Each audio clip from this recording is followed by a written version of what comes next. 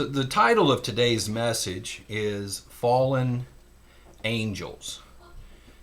In looking around the world today and talking to people and seeing what they think and what they believe, and even looking up different polls and whatnot, you find that people in the world do not understand this side of the spirit world, the side of the devil, of Satan, and the demons.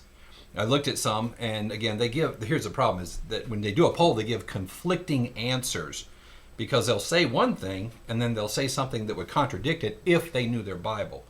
But just taking one of their stats out of the poll, I came across one, and it was about 60% of the people who actually believed in Satan believed that he was only this kind of symbol of evil. So they either strongly believed or believed that was, when you combine the two groups, it came up to almost 60%. They believe that he really doesn't exist. It's just kind of it's either hyperbole, or it's a symbol for evil, or it's how people explain bad things. But today, I'd like to go through and show, and I think most of us know and believe, and again, this never ever hurts to go over things, but we'll be going over the fact, did God create a devil?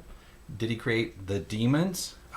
What are they, etc., as we go through, so that we can better understand the Bible, the world around us, and how we're supposed to react in certain ways to certain things. Now, we'll be going over initially beginning with some stuff that I would consider basic for the group. Nonetheless, it's good because we have children here who are new to some of these things. And plus, my hope is that in this message going out, that again, it's going to come across some people that have never heard these things. So bear with me as we go through some of the parts, and maybe there'll be a little bit here and there that you might pick up that you didn't know before, as is often the case. But we'll get through and hopefully say some other things and go over some other things that maybe you have not heard. So point is, let's try it out. We're trying to say something for everybody, and just stick with us and see what happens. So let's pick up the story in Ezekiel 28 and verse 11. Ezekiel 28 and verse 11.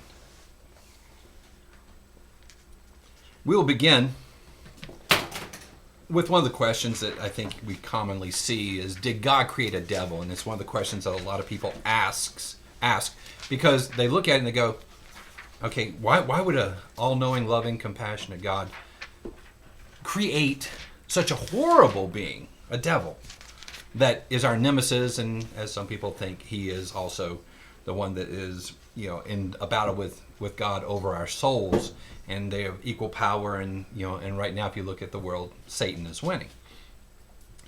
But that's not the way that it began. Ezekiel 28 verse 11 says, "Moreover, the word of the Lord came to me, saying, the Son of Man, take up a lamentation for the king of Tyre."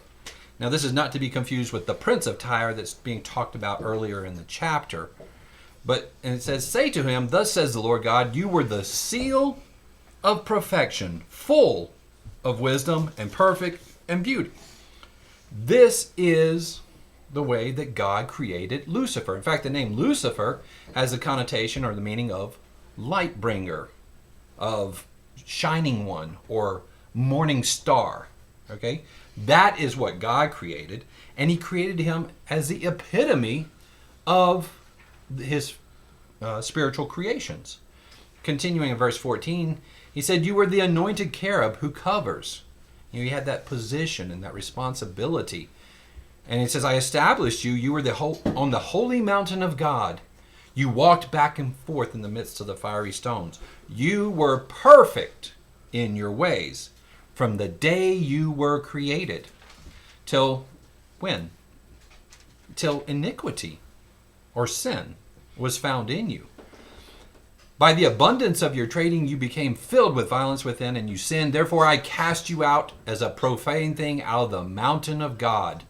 I destroyed you, O covering cherub, from the midst of the fiery stones." He was removed from this position of prominence after sin was found in him. He was not created that way. Now, if you could turn over to Isaiah 14 in verse 13. And we're seeing more and more of what exactly happened to precipitate this problem with this being that God created, this seal of perfection, Lucifer. Isaiah 14 and verse 13. We'll read down to verse 15. Again, talking about Lucifer at this time. He said, "For you have said in your heart, I will ascend into heaven. I will exalt my throne." So Satan, or Lucifer, had a throne above the stars of God. "I will also sit on the mount of the congregation on the farthest sides of the north." And this is how and where the problem began. Pride, ego, the creation believing that it was greater than the Creator. In verse 14 he says, "I will ascend above the heights of the clouds. I will be like the Most High." Now, I don't know how you can be like the Most High. There is only one Most High, right? You can't have two Most High, right? There's not a most and a mostest or anything like that. It's the Most High. So when he said that he wanted to be the Most High, like the Most High, it meant he wanted to take his position. He wanted to be above him. He wanted to replace him. Okay? That's how full of himself he was. But what happens? "Yet you shall be brought down to Sheol, to the low depths of the pit." And then back up to verse 12. "How are you fallen from heaven, O Lucifer, son of the morning? How are you cut down to the ground, you who weaken the nations?"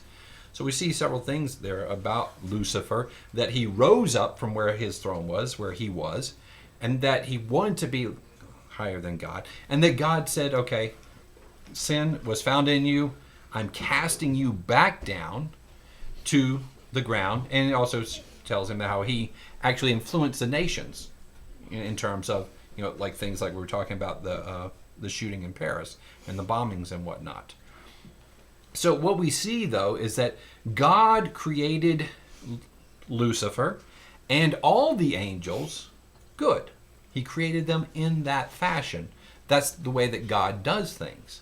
And there are ways to reconcile it when there are problems such as this, or whether you look at the earth and the state that was quote unquote you thought it was created in. That's not the way God works. He creates it good, very good, perfect. Okay? Now, what we do see here, though, and I'll just cite Luke 10, verses 18, and I'll pretty much cite all the single verses today so that we can make it through this message all the way. But he said, and this is Christ speaking, he said to them, "I saw Satan fall like lightning from heaven." So what we see here, Christ saying this and comparing it to what happened in terms of this casting down, how he's fallen from heaven in Isaiah 14:12, we see that he was Lucifer then, but now he's Satan, because God calls things as they are. He changed his name to reflect his character. And of course, Satan means adversary or enemy. So now we're starting to get the picture that God did not create a devil. God did not create Satan. He created Lucifer, and Lucifer became that way because Lucifer had apparently free moral agency to make these choices, and he became prideful and made this choice to try to usurp God, and it did not work. Now in Revelation 12 and verse 4, we see that not only did Satan go down, but he took people with him, or as we say, he took a third of the spirit realm with him. How powerful is that? In Revelation 12 and verse 4, breaking into the thoughts and whatnot, is that it said his tail, being Satan, drew a third of the stars. Again, we don't have to guess what stars means per se, because you can look at Revelation 1:20 if you want to put that in your notes. It says that stars are a symbol for angels. So anyway, it says that he drew a third of the stars of heaven and threw them to earth. And of course, you know that can't even be literal anyway. Stars, a lot of stars are bigger than our sun. It's impossible to throw them to the earth, as it were. And then it says, and the dragon stood before the woman, and it goes on to, I guess, if we want to, in the terms of this, see that it was Satan that was doing this. So after convincing himself, after Satan convinced himself that he should be the highest, and that didn't work out, he had the power, the ability, the influence to convince a third of the rest of the spirit world to follow him. And of course, rebellion ensued when they decided that they were not going to follow God's ways, they were going to follow Satan's. Now, Satan in other places says that he is the ruler of this world, and we'll talk about some of the other ones like that, but also that this is his kingdom, and they are his angels. So he has dominion over them. He rules them as well. So what we're seeing here is that Satan is not just a symbol of evil, but he is truly evil, along with the other demons, the other powerful beings. And the earth is their current domain, where they have been thrown back to. So the question for us then, and the thing that we need to take from this is, okay, if they are that powerful, and we know that we've been made lower than angels, and that, you look all the way to the other end of the spectrum of, Satan is at the epitome of God's creation in terms of power and ability, then how careful and aware should we be of this world? Let's turn over to Ephesians 2, verses 1 through 3, and we see just how powerful he is and why we should never take him for granted. Ephesians 2, verses 1 through 3.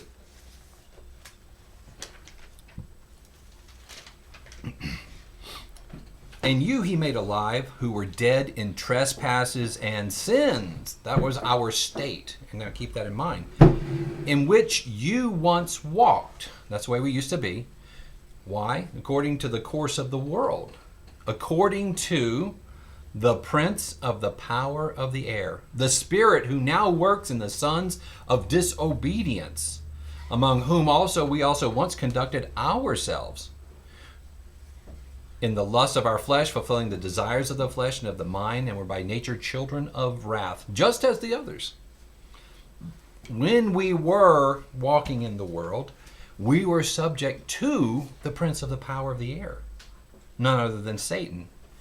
And that spirit is still working and is still alive, Paul is saying here. 2 Corinthians 4 and verse 4. We'll put in 3. 2 Corinthians 4, 3 and 4. And we see, again, some of the stuff I'm saying, what I was saying before, that, again, we won't have to take for granted. We don't have to assume these things. We don't have to read between the lines. Okay, but this is what people do not realize. They're blind to this fact. In fact, it's one of those sayings that says that one of the greatest tricks that Satan ever pulled, or that the devil ever pulled, was to make everyone believe that he does not exist. And I would have to say that he has been doing a good job, because most people do not realize what these scriptures say. Simple, straightforward, I would call them simple, straightforward scriptures, like this here in 2 Corinthians 4. Beginning in verse 3, it says, but even if our gospel is veiled, it is veiled to those who are perishing. All right, so those who do not have the opportunity that we have right now for eternal life, but they will die and get their chance later, whose minds the God of this age has blinded. He is the God of this time, of this world, of this era, and he's blinding everyone. He is pulling this trick on them. The greatest trick, to believe that he doesn't exist. So whose minds the God of this age has blinded, who do not believe, lest the light of the gospel of the glory of Christ, who is the image of God, should shine on them.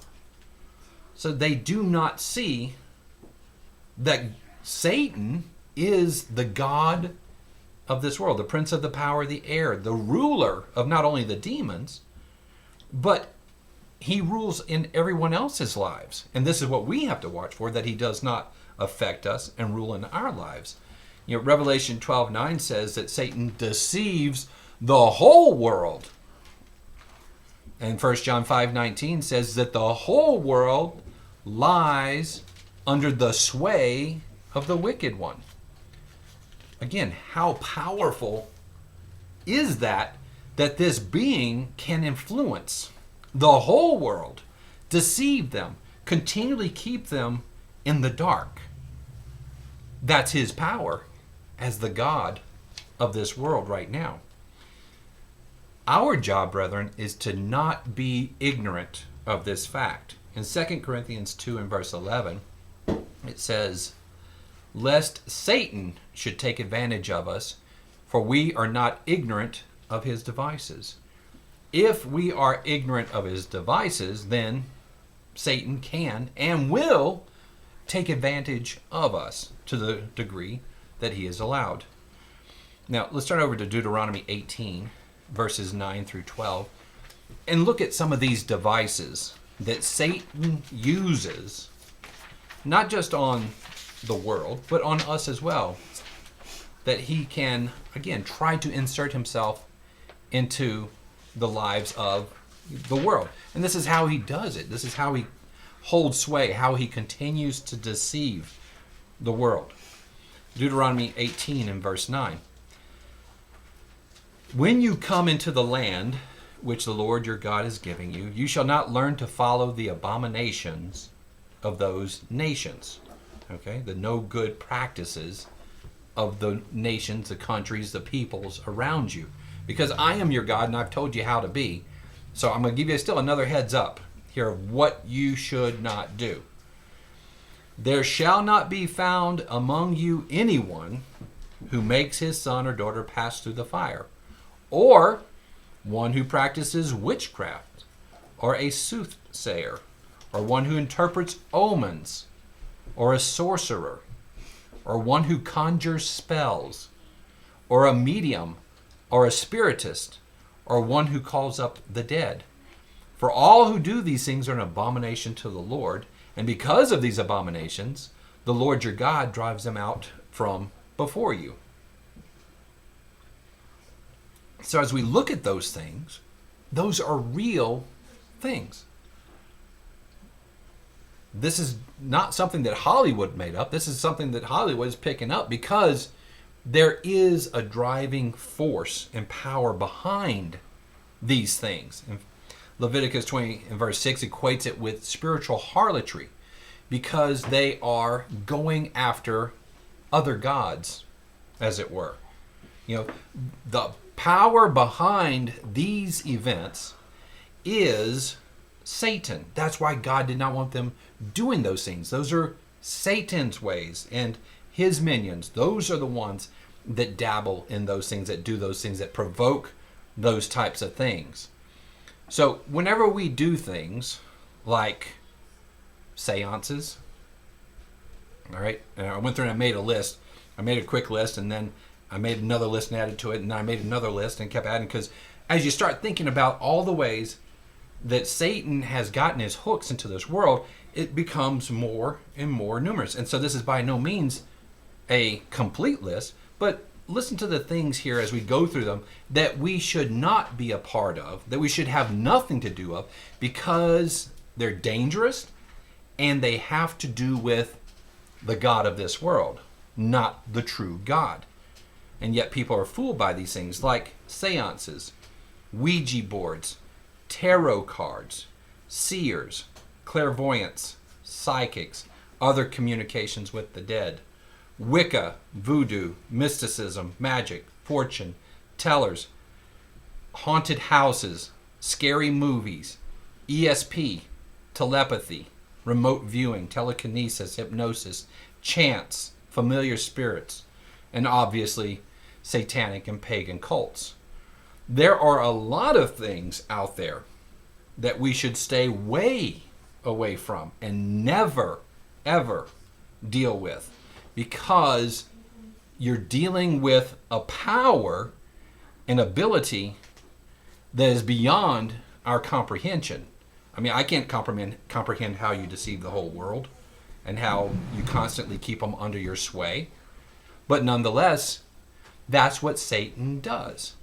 They are deceiving spirits. 1 Timothy 4 and verse 1. 1 Timothy 4 and verse 1 says, "Now the Spirit expressly says that in the latter times some will depart from the faith."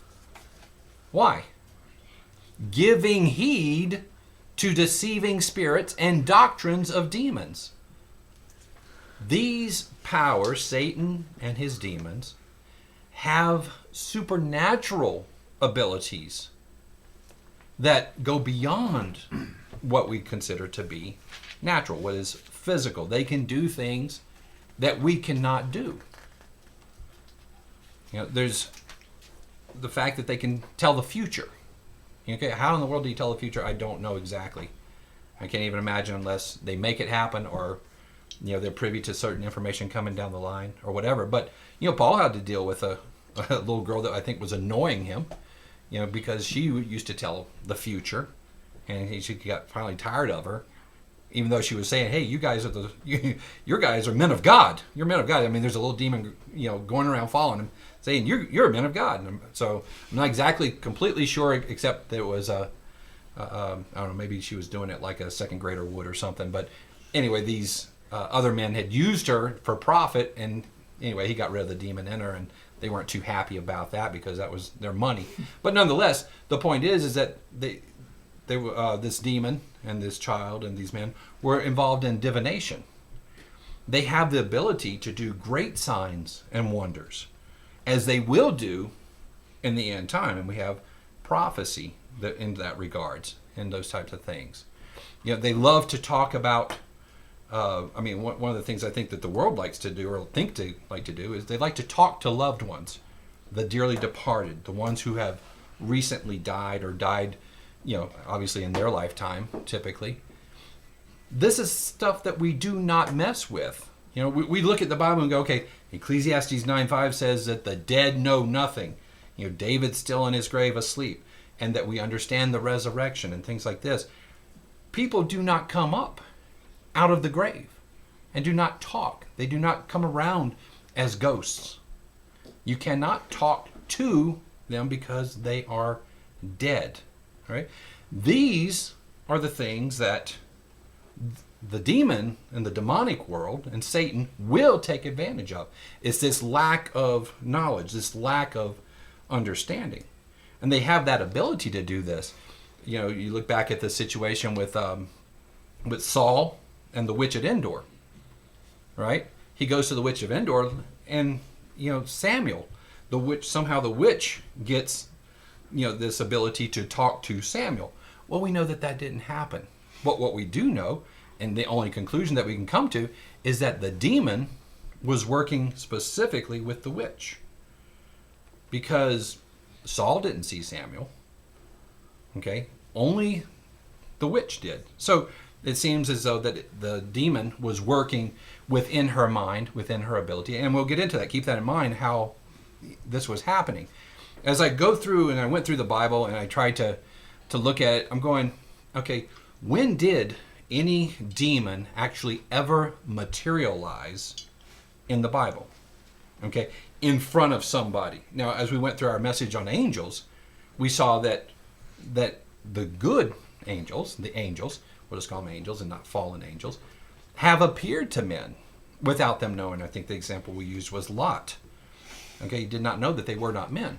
But, you look at that, and for whatever reason, all these appearances of angels are always as men, and it seems to always kind of be younger men. I can say that now, since 30 is kind of a younger man now. But it seems like they were about that age. They were not little babies. They were not girls. They were not older men. It was always this way. Okay, and this is the example that we have in the Bible. Well, the other example that we have is that demons do not appear. They definitely do not appear as men. But the question still remains, do they appear as apparitions? Can they materialize themselves? And I looked at all the examples, and I had to come to the conclusion that I don't even think that they can do that. Not because they don't have the ability necessarily, but because it's what God has set in place. Whether it's because he wants us to have a better chance, or because they can put together something that's unfair or that could be so convincing. But as we go through it, whether it's this instance of Saul and Samuel, or there was an instance of Eliphaz, who saw something, but it ended up being in a vision at night, so that wasn't really real. And what are the I don't have this in my notes, but what are the other examples in terms of that are used? I know that, for instance, when they saw Christ walking on the water, they said, "Oh, look, it's a phantom." Well, just because they said that doesn't mean that phantoms exist, right? I think nowadays we have zombies, right? I don't know that zombie is a term that existed before, last 20, 30 years. I don't know. Maybe it is, but definitely not in the Bible. The word's not in the Bible. But just because people say something like, "Oh, you look like a zombie," doesn't mean that I believe in zombies. Okay? It means whatever you think it means. But the point being that I don't think that that's enough information just to say that, oh, yeah, they said that word, so that means that must be. No, that stands to, it needs to stand a little more critical testing, I think. So in looking at this, I just don't see that demons can materialize as a person. All right. Now, what we have seen, obviously, is that they can possess people, and I'm not even going to get into all of that, but that seems to be where they get most of their power. Now, the only perhaps exceptions to the rule, or both ends